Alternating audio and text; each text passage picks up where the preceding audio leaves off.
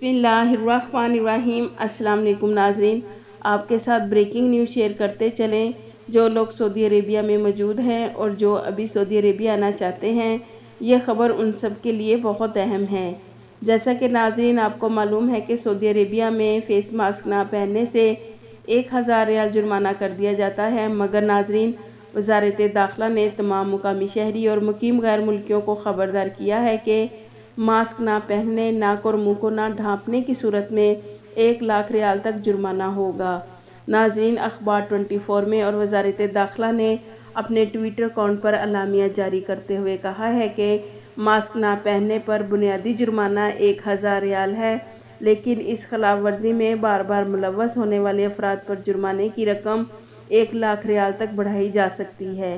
नाज़रीन, आप स्क्रीन पर वज़ारत दाखिला का ट्वीट देख सकते हैं, जिसमें वज़ारत दाखिला ने तमाम मुकामी शहरी और मुकीम गैर मुल्कियों को ख़बरदार किया है कि मास्क लाजमी इस्तेमाल करें।